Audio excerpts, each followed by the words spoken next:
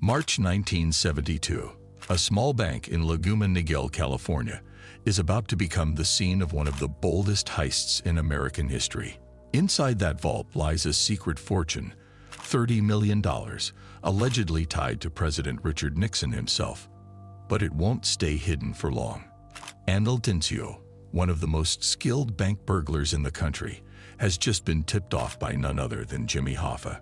Dincio and his hand-picked team are ready to risk everything, breaking into a bank that's supposed to be impenetrable, with a payout so large it could shake the foundations of the White House. This is no ordinary heist. It's a plan to steal the president's hidden cash. And what they don't know yet is that the FBI will soon unleash one of the biggest manhunts since JFK's assassination to hunt them down. This is the story of Ángel Dincio and the United California Bank heist, the robbery that pushed the FBI to its limits. In the early 1970s, Ángel Dincio perfected the art of stealing money from banks with a team of the best bank robbers. Born into a poor family in Youngstown, Ohio, Ángel Dincio had always wanted to climb out of poverty. In his efforts to become rich, Dincio didn't care about the methods he was adopting to make money.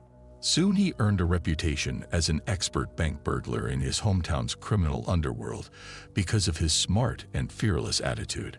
On a fine day in 1972, Ángel Dincio got a hot tip about a bank in California through his underworld connection. The tipster was none other than Jimmy Hoffa, one of the notorious mobsters in the United States at the time. He was the president of the International Brotherhood of Teamsters, or IBT, a labor union in the United States and Canada. Hoffa's associate, who had connections with the Cleveland mob, told Ángel Dincio that a safe deposit box in the United California Bank in Laguna Niguel had a staggering $30 million hidden in it. Dincio knew if he successfully pulled off this robbery, it would be a score of a lifetime for him and his team. Before moving further, one question that arises here is, why would a small California bank that rarely had over $100 in cash on hand have over $30 million sitting in a safe deposit box? The answer to this question lived just 15 miles south of Laguna Niguel, San Clemente.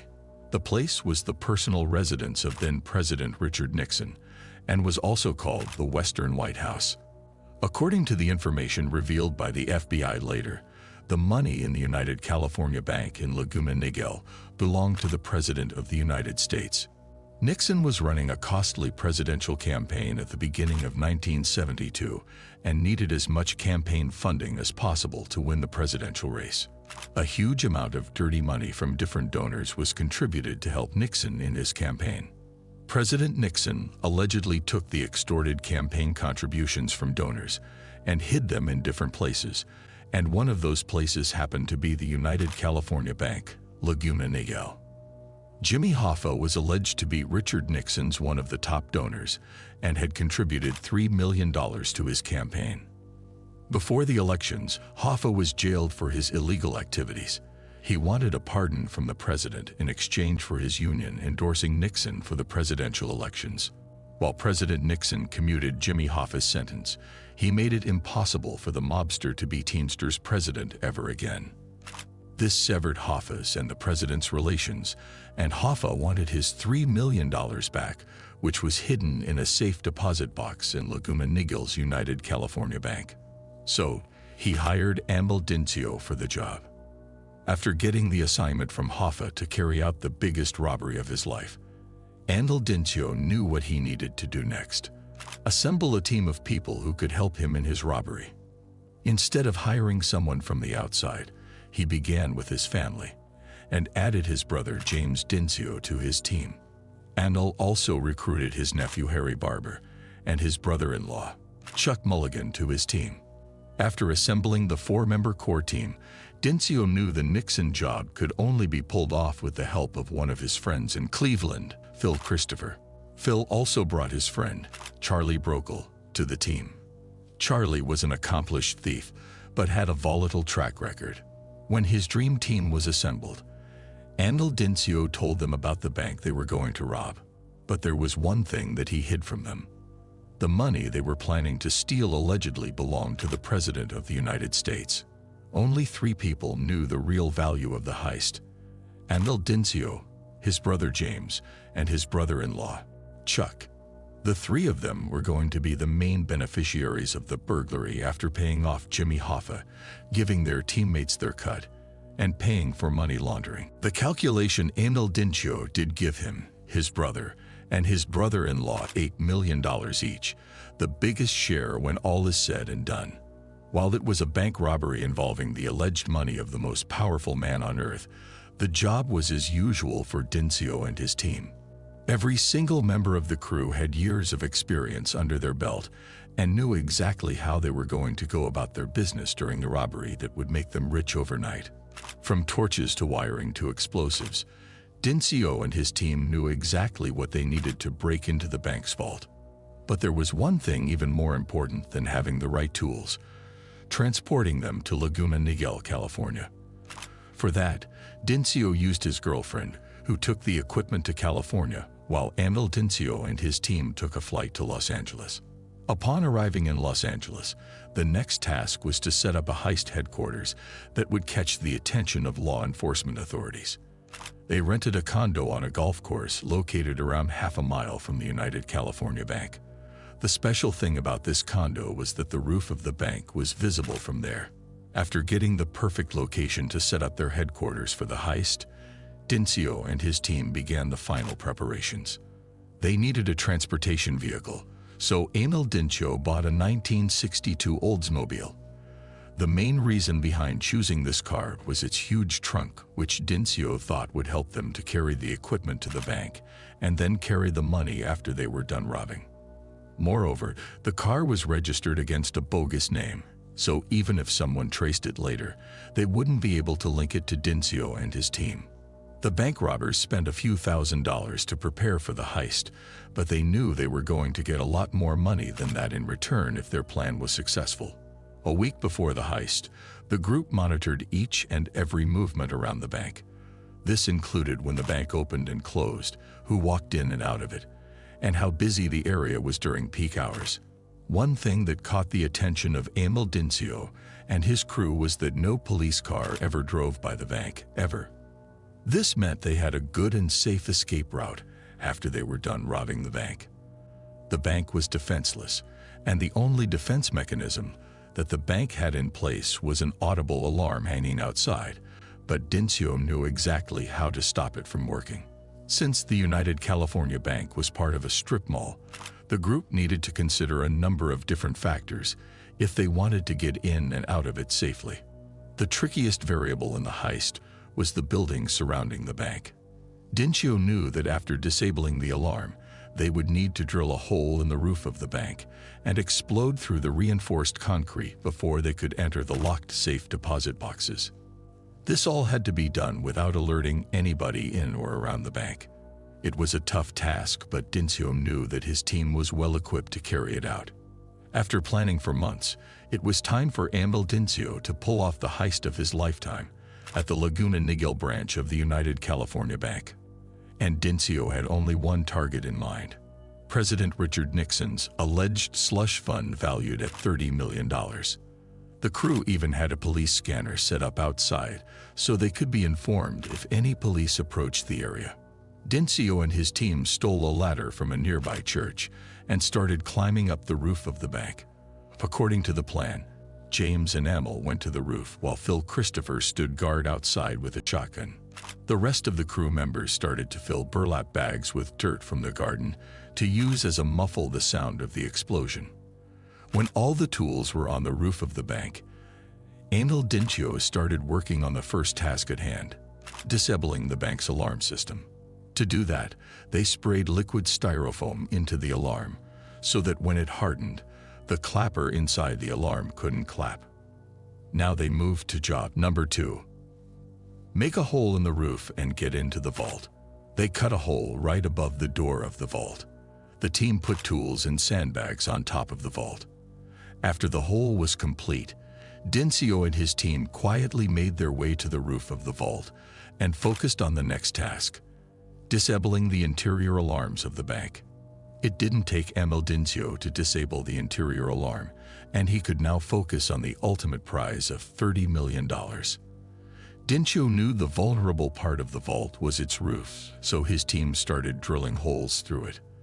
They drilled a total of 6 holes and placed dynamite in each of them. To stifle the sound of the explosion, Dincio and his team put sandbags on top of the dynamites. 60% of the dynamite was filled with nitroglycerin, but there was one problem. It was highly unstable, and there was no guarantee that the dynamites would explode. But it was Dincio and the team's lucky day, and the dynamite exploded. As for the movements around the bank, no one noticed the sound of the explosion, which was a good sign for the burglars. After cutting the rebars with an acetylene torch, the crew finally had access to the safe deposit boxes in the vault. But the job wasn't done yet. They still needed to find a way to get into the safe deposit boxes. For that, Dincio and his team used a hammer with a spiked end. Soon, the boxes started opening one after another. But Dincio wasn't opening boxes randomly. He knew exactly which boxes to open because he had already been given information about the box numbers to target. And one of those boxes belonged to President Richard Nixon. It was the first box Dincio opened, and he could see $100 bills stacked from front to back.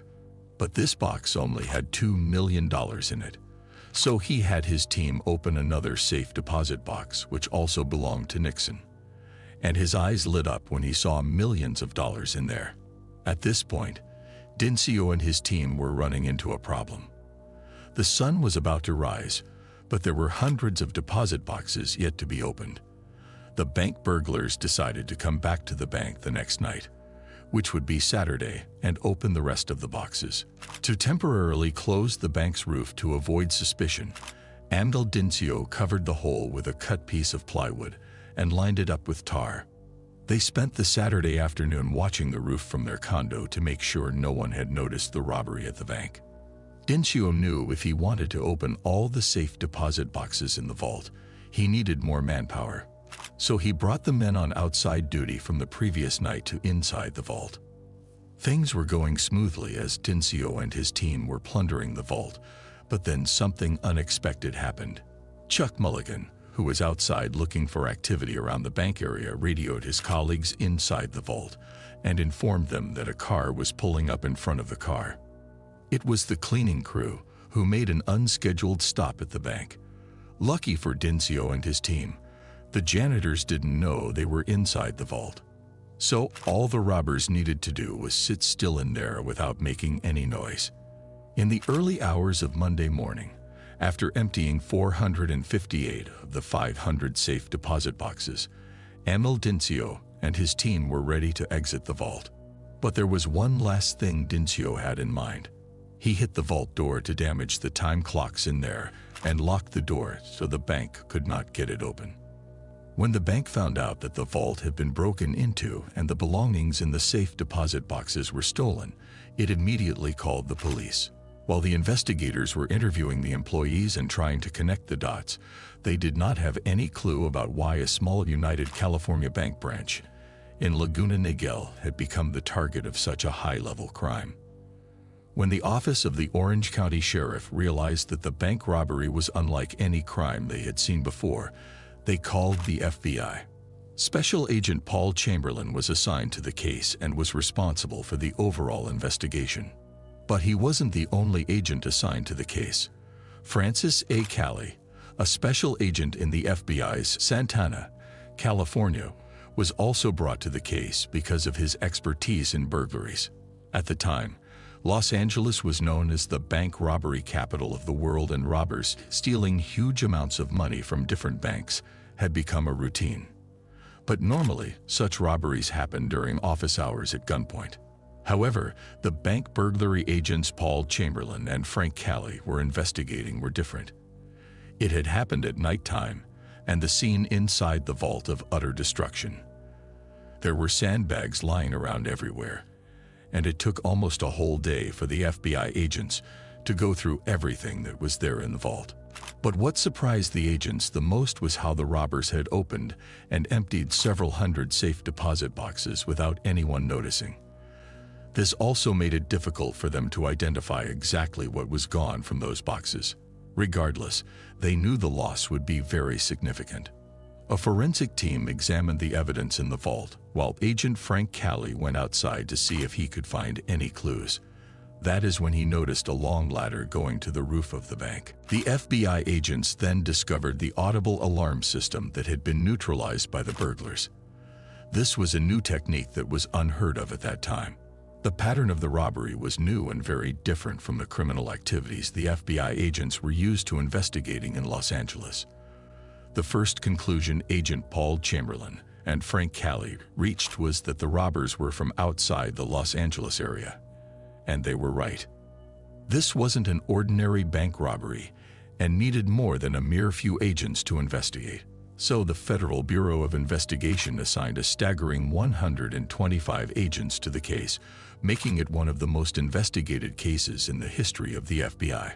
While the FBI began its investigation of a marvelous bank robbery, Anil Dincio and his team started the meticulous process of covering their tracks to avoid getting caught by the U.S. law enforcement authorities. From cleaning the windows to doors, floors, and even the ceiling, the bank burglars were extremely careful to make sure they didn't leave any traces behind in the condo they were living in. Dincio and his team left the condo 36 hours after pulling off the heist.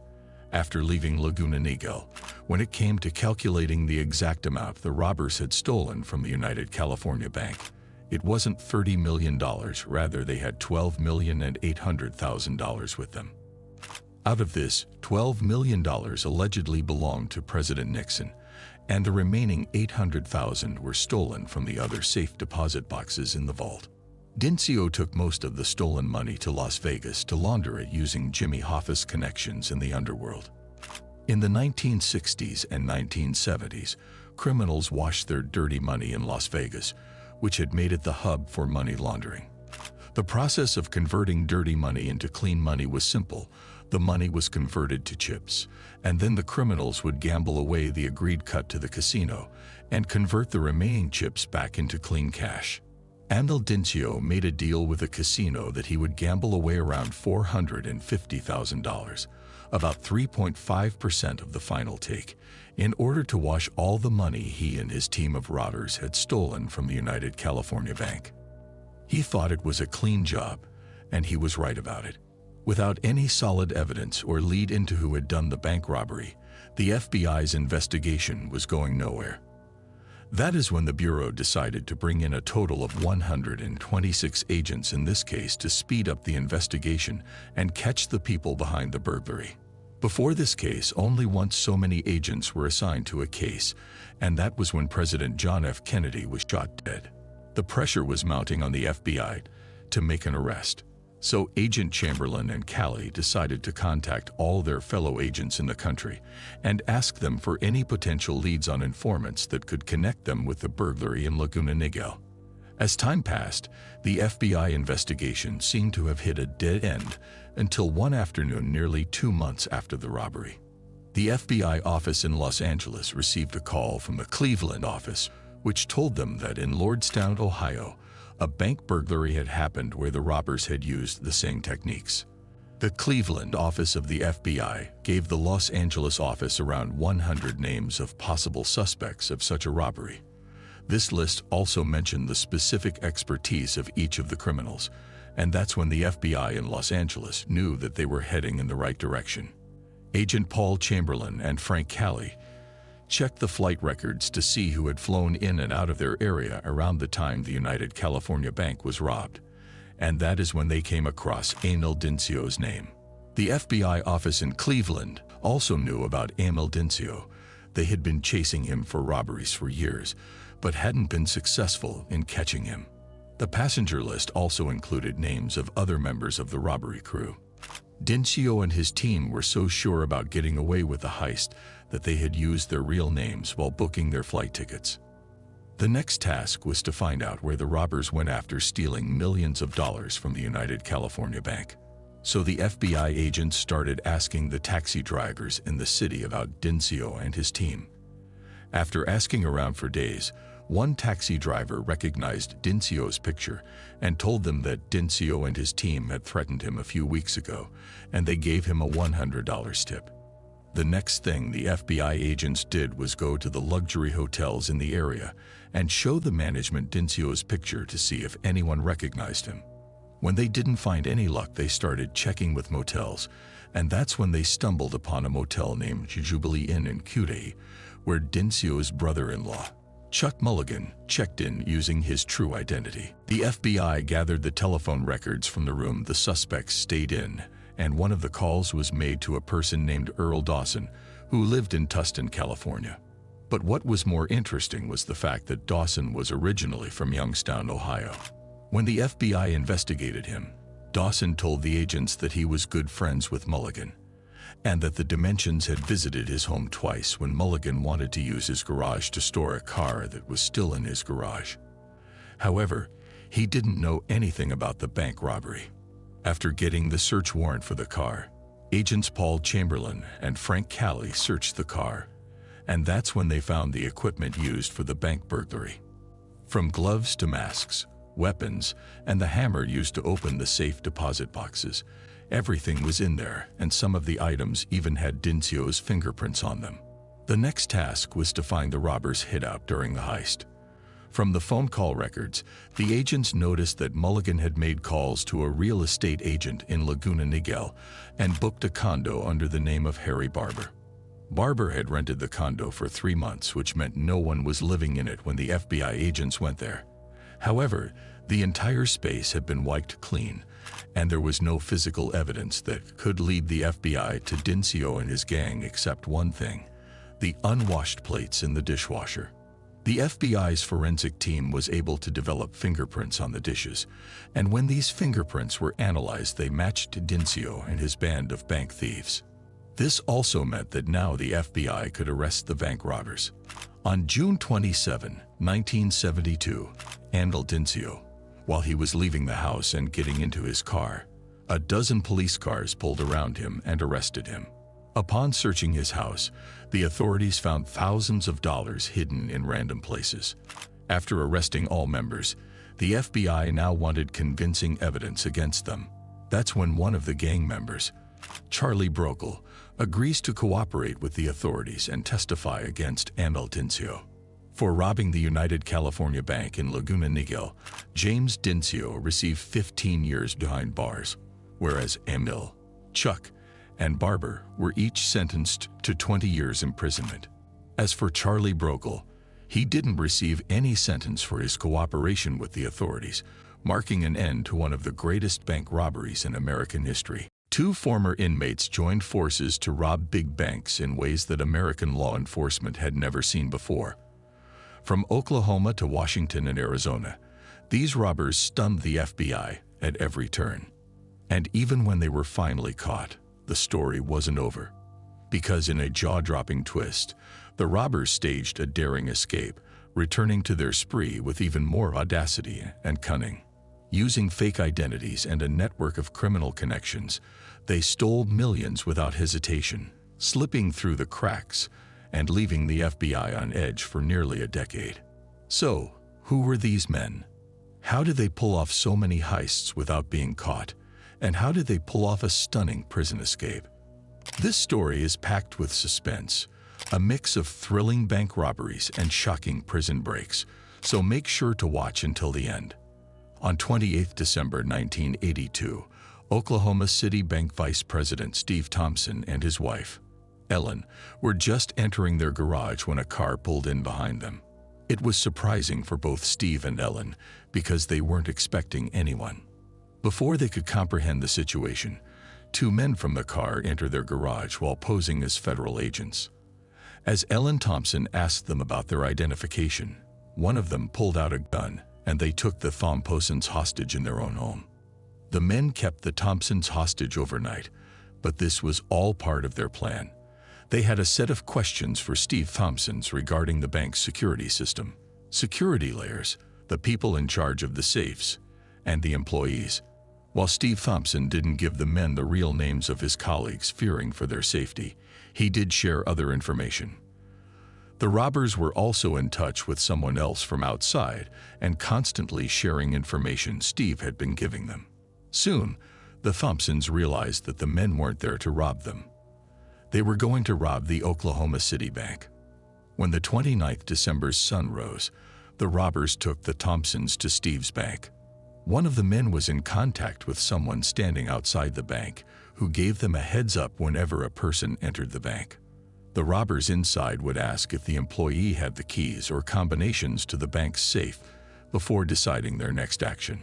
All those who didn't have the combination were locked in the restroom, whereas the employees with the combinations or keys were taken to the safe. It took the gunman just 30 minutes to take hundreds of thousands of dollars from the Oklahoma City bank and disappear in thin air. Although the bank employees were told to stay in the room, they were locked in for 5 minutes after the robbers had collected the money from the safe. Steve Thompson came out after a minute and a half and immediately reported the incident to the police. When the Oklahoma City police received the call regarding a robbery at a bank, they contacted the FBI as part of the standard procedure. The FBI Special Agent Mike Cycle was assigned by the federal agency to investigate the matter. Shortly after the call to the authorities by the bank, the police started arriving, followed by the FBI agents. Unsure of what was going on inside the bank, the police officers approached the bank quietly and cleared it to make sure there were no guns or explosives inside the building. The police had started interviewing the hostages when the FBI agents arrived on the scene, minutes later. In 1946, the U.S. lawmakers passed the Hobbs Act, which would make all federally insured banks the jurisdiction of the FBI. This meant one thing. It wouldn't just be the Oklahoma police searching for the robbers, but rather a nationwide force would go after the robbers to catch them. When the FBI agents interviewed the Thompsons, they told the agents that it was the night before when the whole episode began. When both the Thompsons' home and the Oklahoma City bank were searched, one thing became clear to the authorities. It was a sophisticated crime in which the robbers made sure that no evidence was left behind. This also showed that this wasn't the first time these people had robbed a bank, but it was most likely that they had done similar crimes in the past as well. However, when the investigation began, the authorities were surprised to find out that there was no record of similar robberies in the past. That's when the federal agents searched the FBI database and looked for robberies in the same pattern anywhere in the country. A national file of robbery cases that included home invasions of bank employees was studied thoroughly, and that is when the FBI found that several incidents had happened in the past in different areas of the U.S. where the pattern of the crime had been very similar to the one they were investigating. The next thing for Special Agent Mike Cycle was to contact the relevant FBI offices in the country and find an agent who had investigated a similar case before. After a few phone calls in different offices, Mike interacted with Special Agent Steve Chenoweth in the FBI's Phoenix office. When Special Agent Cycle told Chenoweth about the bank robbery, the robbers' disguise, and mannerisms, the latter knew exactly who the bank robbers were: Terry Conner and Joseph Daugherty. Law enforcement personnel had pointed out that all of these things were indeed typical of what they had done in the past. Given the similarity among the past behavior and the details of what had occurred in Oklahoma City, it became clear who the likely culprits were. The witness description, especially by Steve and Ellen Thompson, matched the felons. Since Chenoweth had already investigated a similar case and was well aware of the criminals at large, he became the lead case agent. Terry Conner and Joseph Daugherty first met in a federal prison. By that time, Conner had done at least 3 bank robberies in Arizona and was the leader of his group in all of them. In each of those robberies, the bank employees were kept hostage overnight. As for Joseph Daugherty, he was an ordinary thief from Philadelphia and believed more in his physical strength to rob people than his mental prowess. Conner, on the other hand, was a smart person and a smooth talker and would recruit his accomplices with ease. He belonged to the West Coast, so the FBI concentrated its efforts in California as well while searching for him. In this regard, the Monterey, California FBI resident agency was contacted, and Special Agent Harlan Freymeyer was given all the details about Terry Conner. The FBI suspected that Connor had a girlfriend who lived in Pacific Grove, California. The Monterey, California FBI resident agency was asked to keep an eye on his girlfriend in case Connor tried to make contact with her. Soon, the FBI California office started doing routine surveillance of Connor's girlfriend's home and discovered a possible link to Terry Connor. What was this lead? During a spot check that was conducted on the residence, a vehicle parked out front was identified. It had Oklahoma license plates on it. This appeared to be a bit suspicious.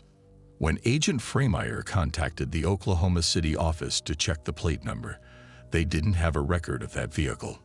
The authorities assumed that Terry Connor might have purchased that car using a fake identity. When Connor's girlfriend was away, the FBI agents talked to a gardener in the area, told him about the investigation, and asked him to be truthful about everything he knew. The gardener was asked if he had recently seen any men entering or exiting Terry Connor's girlfriend's home. Although the gardener hadn't seen a male figure in or around the house, he told the agents he had heard the woman talking to someone over the phone planning a meetup in the following week. This made it clear to the FBI that Terry Connor was going to meet his girlfriend in a few days at an unknown location. The manhunt seemed to be going in the right direction for the FBI. For the next few days, the FBI agents followed the girlfriend and noticed that she used different cars for traveling. A tracking device was installed on each of those cars to monitor her activities using the receivers in FBI's planes and cars. On the day Connor's girlfriend was to meet him, the signal of the tracking devices suddenly faded, which was surprising for the agency. Thanks to the airplane assistance, the agents on the ground were able to track her down once again. When the agents reached the location of the car, it was parked outside of a restaurant, but there was no sign of Terry Connor or his girlfriend. The FBI decided to do full coverage of the car in case a suspect tried to approach it. To make sure Terry and his girlfriend didn't run away, the agents deflated the car's tires. The wait was getting longer and longer, and there was no sign of Terry Connor until a car pulled up in the parking lot. It was Terry Connor and his girlfriend. Since he was known to carry weapons, a SWAT team secretly made their way to the parking lot and gave Terry no chance to escape. Both Connor and his girlfriend were arrested on the spot. After questioning the girlfriend, the FBI determined that she wasn't involved in Terry's activities and didn't know anything about the robbery in Oklahoma City Bank. Deflating the tires of Terry Connor's girlfriend's car unexpectedly helped the FBI. The agents couldn't search the vehicle without a warrant, but Terry had already opened his car's trunk when he got arrested, likely to get out a jack to fix his girlfriend's car's tires. Now the FBI had an open car trunk, the contents of which were right in front of the agents. In the trunk, one item was of particular interest to the agents: a briefcase. When the briefcase was opened, there was nearly $40,000 in it. What was even more interesting was that the serial numbers on some of the currency notes matched those stolen from the Oklahoma City Bank. A large diamond was also in the briefcase, along with a receipt for 6 more diamonds from a jeweler. Terry Connor was taken to the Monterey FBI office for interrogation and was charged with the Oklahoma City robbery. When Terry's personal belongings were searched, another interesting item emerged: a sales receipt from a Reno, Nevada car dealership. The buyer's name on the receipt was mentioned as Russell Anderson. The FBI suspected that it was one of many aliases used by Connor or Doherty. As for the address on the receipt, it said Santa Maria, California. Special Agent Harlan Fremeyer believed that the address on the receipt was of Terry Connor's partner, Joseph Doherty. Immediately after coming across the receipt, a message was sent to the Southern California office to check that address. When a SWAT team entered the relevant house in Santa Maria, they couldn't find anyone inside. It was suspected that the person occupying the house had been alerted by Terry Connor when he was allowed to make a call during the booking process. When word of Terry Connor's arrest reached the case agent, Chenoweth, he knew that, at some point, Doherty would use the tactics taught to him by Connor to rob another bank. But he was also aware that Doherty wasn't as smart as Terry Connor, and in the absence of his leader, it was likely that Doherty would make a mistake that could lead the authorities to him. The FBI waited for the next bank robbery in a similar pattern, but there wasn't any for the next 8 months, and neither was there any sign of Joseph Daugherty. But then in 1983, in Phoenix, a night before Black Friday, the busiest shopping day of the year, when the vice president of a large area bank returned home with his family from a Thanksgiving dinner with relatives, the house seemed to have been burglarized. But before they could make anything of the situation, the intruders, who hadn't left, appeared from a room and pointed guns at the banker and his family. The family was taken hostage for the whole night, and the same pattern was used as in the bank robberies involving Terry Connor before. The next morning, before dawn, Joseph Daugherty and his partner forced the family into the banker's car and drove for nearly 2 hours to get to the bank. Within a few minutes, the robbers had stolen nearly $270,000 cash and left. The crime was committed in Chenoweth's home city, the lead case agent on Daugherty's trail. As soon as Chenoweth was informed about the robbery, he knew exactly who was behind it. But he couldn't be sure until he talked to the victims to get an actual description of the criminal. Soon after interviewing the banker and his family, Agent Chenoweth knew it was Joseph Daugherty, but now there was another puzzle to solve. Daugherty had recruited a crime partner, which the FBI didn't know anything about. The investigation also revealed that Daugherty and his new crime partner were more violent than Terry Connor and Joseph Daugherty. Time passed, and 6 months later, 900 miles from Phoenix, in Reno, Nevada, local police called the FBI and informed the agency about another robbed bank. This robbery had also followed the same pattern in which one of the bank officials and their family were taken hostage the night before. However, the level of violence was increased compared to the previous incidents. The criminals hadn't only robbed the bank, but strapped a bomb around the bank officer to threaten him and force him to do what they asked him to do. The bomb experts turned off the power supply of the bomb, but it was later discovered the bomb was fake and didn't contain any explosives. During the investigation, when the bank official was shown Joseph Daugherty's photo, he immediately recognized him and told the agents one of the robbers looked like him. Different witnesses around the bank reported a white sedan with a Washington number plate had sped away from the bank after the robbery. When the agents searched the area, they found the car abandoned 200 yards from the FBI's office in Reno. When the plate number was run in the database, it was discovered that the car was registered to a man in Spokane, Washington. When the man was asked about the car, he told the authorities he had sold it to a person who fit the description of Joseph Daugherty and a pregnant woman who was believed to be Daugherty's girlfriend. To track down the criminals, U.S. Marshals who are experts in interstate tracking of cars and people were called on. U.S. Marshal Denny Barron believed that Joseph Daugherty could be tracked using the cars he had used in his crimes. U.S. Marshals followed the complex track of cars and fake identities used by Joseph Daugherty and finally got a breakthrough. Soon, the authorities came to a reported car incident, and the address on it linked it to one of Daugherty's aliases to an address in Idaho. When the marshals visited the house, it was abandoned. So, they interviewed the people in the neighborhood. One of the neighbors immediately recognized Daugherty when his photo was shown to him, but she only knew him by his fake name. The woman told the authorities that Daugherty, his girlfriend, and their newborn child had recently moved out of the house. The authorities then secured a subpoena for moving truck rental records in the area. The U.S. Marshals believed that the truck must have been hired by Daugherty's girlfriend using an alias. Inspecting the record showed that Daugherty had moved to Colorado. The rental company also gave the destination of the truck to the authorities. It was a house in the mountains outside Denver. The FBI secretly started surveilling the house. After a while, the agents observed a couple leaving the house, but to their surprise, the man wasn't Joseph Daugherty. The car was followed into the town to a store. The man and woman appeared to be without a baby. While the man and woman were in the store, the agents secretly checked the car's backseat, but there wasn't any baby in the car. This meant one thing: the baby was still at the house with Joseph Daugherty. The FBI believed that they had finally found Joseph Daugherty after a manhunt spanning 2 years in several states. The girlfriend confirmed that Daugherty was inside the house with their newborn child.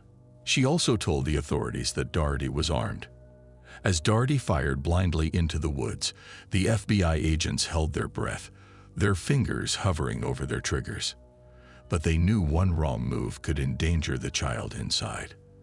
The negotiator's voice echoed through the trees, steady and calm, trying to coax Doherty into surrendering. The agents were hidden in the woods and waiting for the next order when something unexpected happened.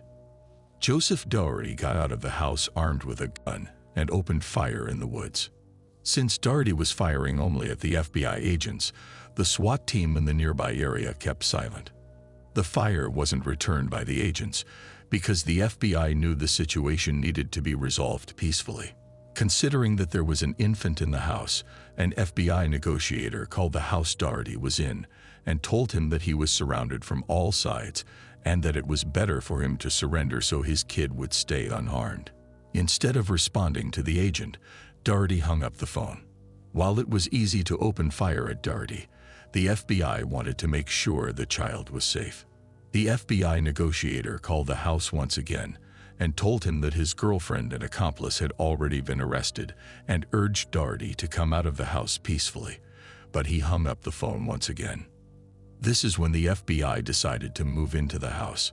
While the agents and the SWAT team approached the house, they saw Doherty coming to the door. He surrendered to the FBI and was arrested without struggle. After securing the baby and making sure no one else was in the house, the FBI discovered 16 firearms in the house, including a .308 tactical assault rifle. All the firearms were hidden but fully loaded to defend the house in case of a raid. Joseph Doherty was charged and held for trial in Oklahoma. With their freedom at stake, Connor and Doherty moved with speed and purpose, uncuffing themselves and overpowering the marshals with practiced precision. The countryside flashed by as they drove, adrenaline heightening their senses. For those few brief months, they were untouchable. On June 19, 1985, almost a year and a half after the capture of Doherty, two U.S. Marshals were taking Terry Connor and Joseph Doherty to an Oklahoma City courthouse. Doherty had been made part of 4 trials, and this was the first of those trials, which included the charges for robbing the Oklahoma City bank 3 years earlier, along with his leader at the time, Terry Connor. Terry Connor was subpoenaed by Joseph Doherty as a witness in the case. Everything was going smoothly when a rural section of the road arrived. The criminals made their move and uncuffed themselves using smuggled jailhouse contraband, a razor blade, and a handcuff key. By this time, it was clear the former partners had no plan of going to the courthouse for their hearing. They took the marshals' guns, got the police vehicle pulled off the road, and marched the officers into the forest nearby. They tied the marshals with trees and fled the scene using the same car that was transporting them to the courthouse. Not only this, they also stole weapons and badges from the marshals. While the authorities in the courthouse waited for them to arrive, no one knew the criminals were now at large, mobile, and armed. Connor and Doherty had a 15-minute head start before the marshals managed to free themselves and inform the local police about the incident. When the news of Terry Connor and Joseph Doherty reached the courthouse of Oklahoma City, Steve Chenoweth, who was also present there for the criminal's trial, was shocked. Terry Connor and Joseph Doherty didn't go into complete hiding after escaping from police custody, rather resumed their criminal activities shortly after. A few months after their escapes, 2 small-scale bank robberies were reported in St. Louis, and the pattern of the crimes matched that of Terry and Doherty's. The robbers had stolen nearly $30,000 cash from both banks, which meant one thing: they were planning to come back out to do big robberies like before.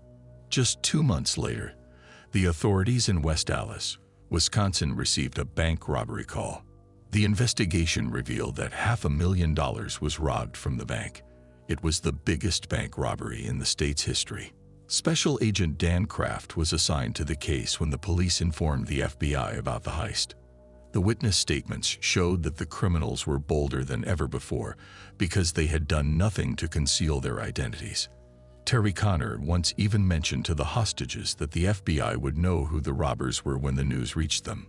Both Terry Connor and Joseph Doherty were placed on the FBI's 10 most wanted fugitives list. A few weeks later, the FBI arrested the man who was doing the lookout job for Terry and Doherty during their Wisconsin robbery. After 5 days of interrogation, the man finally admitted to having a link with Terry and Doherty. He told the agents everything he knew about the fugitives. How did they choose the banks they robbed? How did they travel using aliases? And how did they communicate with each other?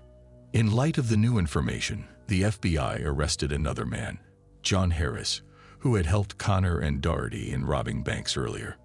Harris told the FBI that Connor and Terry were in Chicago and planning another bank robbery there. When the FBI reached their hotel, Doherty had already checked out, but Connor was still in his room. As soon as Terry Connor walked out of the hotel, he was arrested.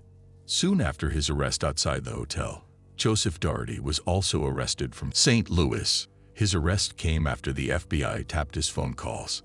As the verdict was read, a quiet relief washed over the courtroom. The FBI agents who had dedicated years to the case felt a weight lift from their shoulders, knowing justice had finally been served. For the victims, the sentencing marked the end of a dark chapter, a reassurance that their lives could finally return to normal.